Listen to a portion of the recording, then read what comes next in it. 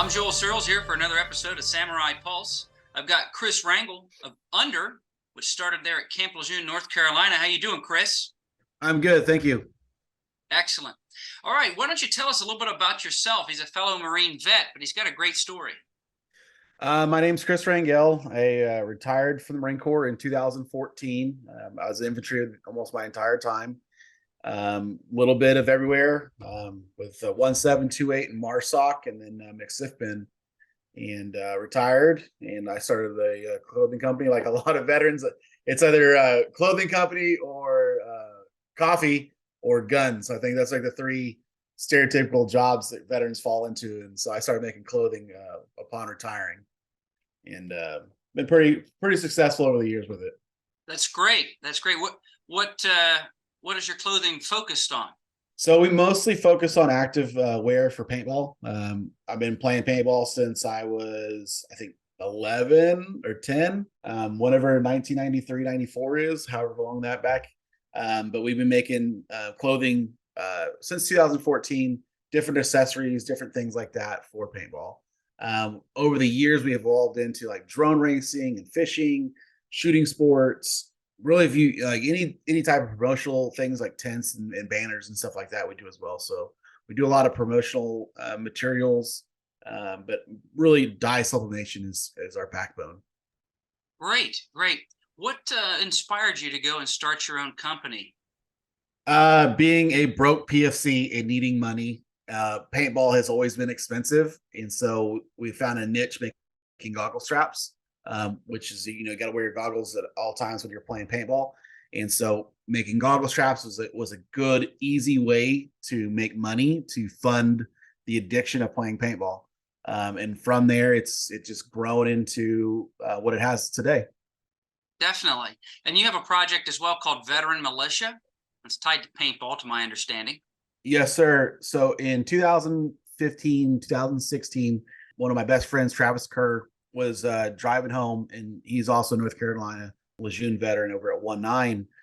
He was like, "Hey, dude, the Ice Bucket Challenge thing and the 22 push-ups and all that, like those are like, we all know suicide's bad at the core of it, but we need to do something on our level to, bring awareness and bring guys together who are just like us, who feel, disenfranchised and don't know where to turn. We're not old enough to go to the VFW. We're not, cued in with the Legion. And so we wanted to do something on our level where we could bring veterans together, not only in paintball, but on, social media side, and just give guys a space, if you will, just to come bullshit, hang out, and confide in one another. Because that's probably the toughest thing, is getting veterans to talk. And so it was NXL, which is the National X-Ball League. It's the main league for the nation. Usually about 200 teams will show up during World Cup. It's like our grand finale event. We got about 35 veterans to show up that weekend. None of us hadn't really known each other. A couple of us here and there, but overall, 35 veterans from all over the country. We all got together. We played paintball. We had a great time, and from that, we've spawned into almost 2,700 members. Wow, that's impressive. So, yeah, and it's like there's no requirement. We don't, we get together almost monthly all over the country to play paintball. We just started fishing last season. We started a bike, not BMX, mountain biking club. So it's like whatever guys want to do, as long as they're getting together, that's what we're trying to focus on, is so that guys have somewhere to go and talk. And what we hope for and what we've seen inside the group is if someone has a problem, all the normal, military memes and stuff like that in the banner will instantly stop, and people, immediately insulate that person to help them out. And we've had a pretty good success rate. We've had some, mental health crises that we've been able to get people, and none of us are professionals. We're all just veterans. But, trying to be that brother's keeper, if you will. And we've had success.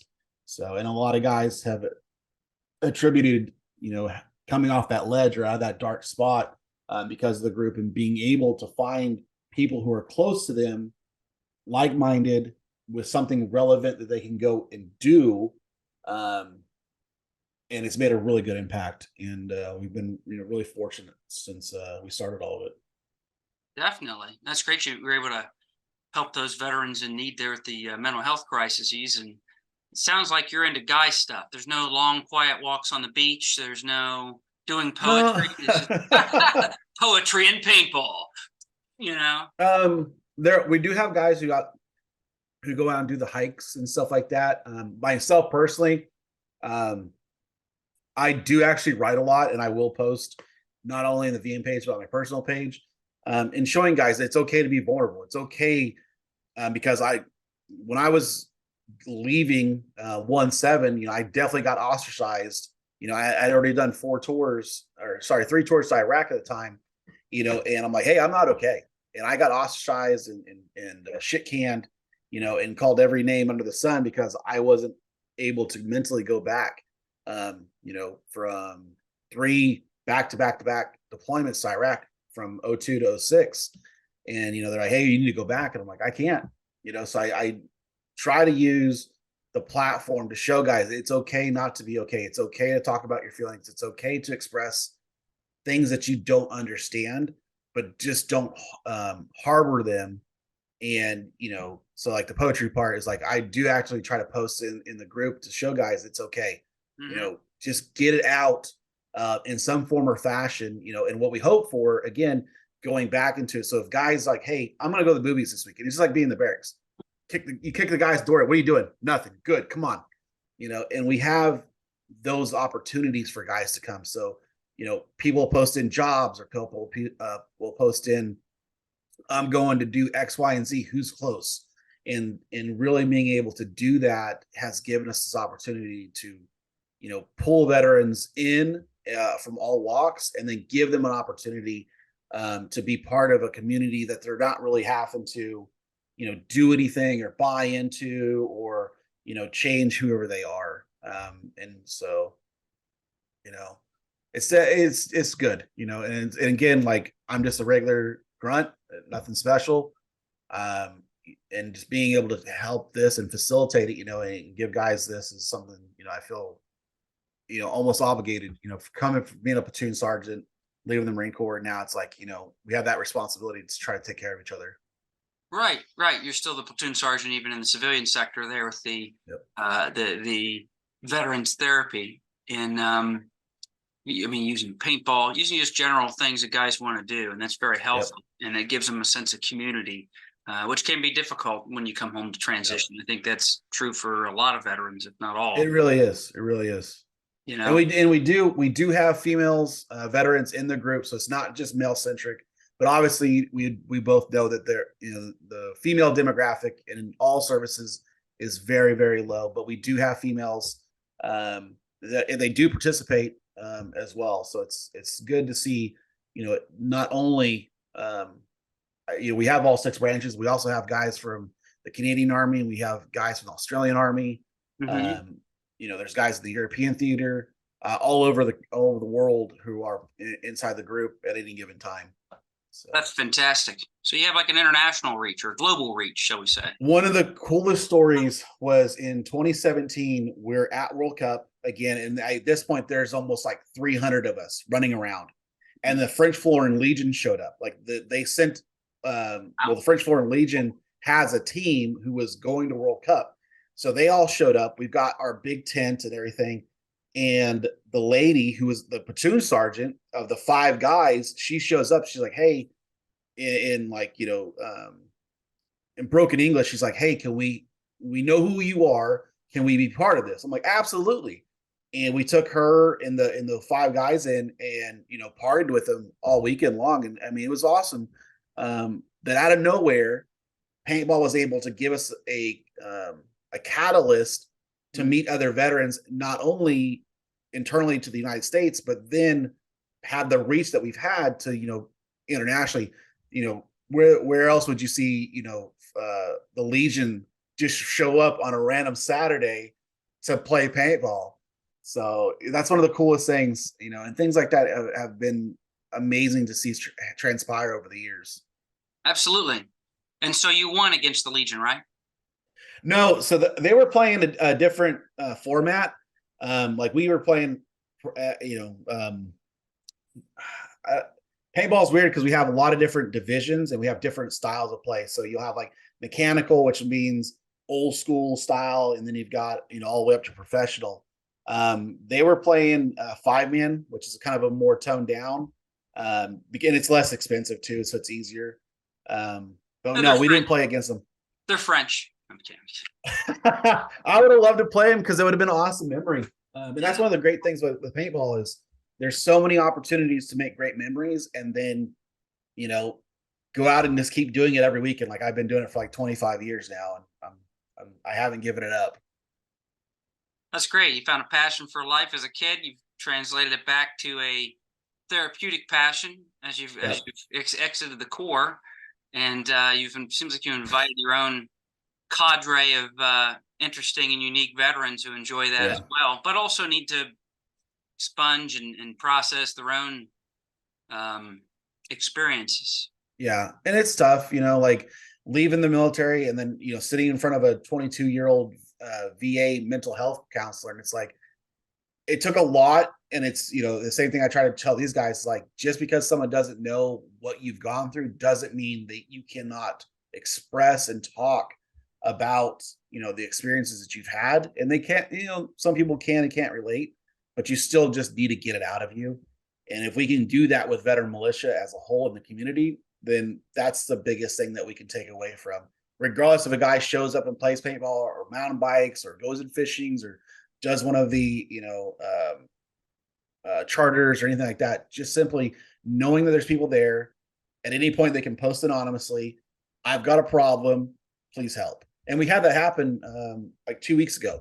You know, a veteran posted up, it's like, I have a problem. I know I have a problem. I don't know where to go. And it was just, you know, message after message of message, you know, what do you need? How can we help? Just totally insulating that person to give them real world advice to be able to make a decision about how to go take care of themselves, you know. And it's great to have you as a big brother there to help them out, or father figure. I don't know about all that, but you know. You've seen the world. You've did 3 deployments to Iraq. You should be able to bring something to the table. What has been your biggest, or I should say, most fulfilling aspect from from like a professional side? From running your organization? I think the biggest thing is just watching it grow, and I love empowering other guys. So like, hey, I want to do this. All right, dude, here's the resources. Go forth, do great things. You know, I know in the military, especially the Marine Corps, it's like everyone's a leader from the PFC to the general. Everyone's a leader, and giving them the tools and opportunity to go be that leader and put the power into their hands is probably one of the most rewarding things. You know, I can guide the ship left and right here and there, but at the end of the day, it's all of us, and I make sure that I always try my best to present that where it's not just Chris and Travis's show, it's 2,700 like-minded individuals show, and you know, give everybody an opportunity to do something. So the guy who wanted to do the mountain biking, hey, I want to start the charter. All right, man, what do you need? I need this. All right, boom, boom, boom. Here you go. Let's make it happen. You know, and now he's got, you know, 4 or 5 guys that are meeting up in his area, and now it's going to branch off into Washington and things like that. So I say, for your question, I think that probably the most rewarding thing that we've been able to accomplish over the years. You know, and like, you know, I don't fund any, like, I mean, I fund from my company Under Industries, you know, to pay for stuff here and there as we can. But, you know, we're not taking any donations or anything. And we don't really have funding, if you will. So, you know, it's all grassroots at the end of the day. Understand. It's pretty cool. Understand. Oh, that's fantastic. You've made the transition and you're helping other people do it as well. And you're having fun. Fine. Fun. Yeah, my group therapy session, we're out in the woods chasing each other. What? Yeah. It's like, you know, sounds like a horror movie, or it could be. But no, this is great. Does he have any other final closing thoughts or comments? Something I try to, with a lot of the podcasts I do, is, you know, let people know about 988. You know, if you are having a mental health crisis, 988 is there 24/7, 365. Don't don't feel isolated and don't feel guilty trying to understand the way that you feel. Mm, I think that's one of the hardest things for us as veterans is the machismo or the bravado-ness or our pride gets in the way of us stepping aside and being like, hey, I need help. Every day, and I don't know about your feed, but every day I see another veteran took his life. And I always wonder, would, someone just simply sitting down and be like, how can I help you? On a genuine level, change the course of the outcome. And I think for a mm. lot of us, we get in our own way because we don't want to be a burden. I think, that's built into us from the military. But when we step away from the uniform, we have to take that shield off, if you will, and, seek help. So don't be afraid to do that. Don't be afraid to express yourself. It's okay if you're not okay. As cliche as that has been pounded into us, seek mental help. And, don't be afraid to reach out and ask for it. So, Absolutely. It's important to know your limit and be able to yep, speak to it and find help if you need it. yep, It's 100%. so the unit depends on it, and so do you. Yep, Thank you so much for your time, Chris. It's been a pleasure talking with you, and yep. I look forward to speaking with you again. And have a great rest of your day. Oh, sorry. Last thing. If you're trying to join Veteran Militia, it's veteran or uh, VM Victor Mike Paintball Group because we had to change it because Facebook like to try to ban us and stuff. But if you're trying to find us, it's VM Paintball Group, and then you'll see a picture with about 100 of us on a stage. So Thank you so much for coming on the show, Chris. It's been a pleasure. Shared a lot of great insights, and I'm happy you're doing so well and helping veterans get to have some fun and also reintegrate back into our culture. I appreciate you having me. Thank you, sir. You're welcome.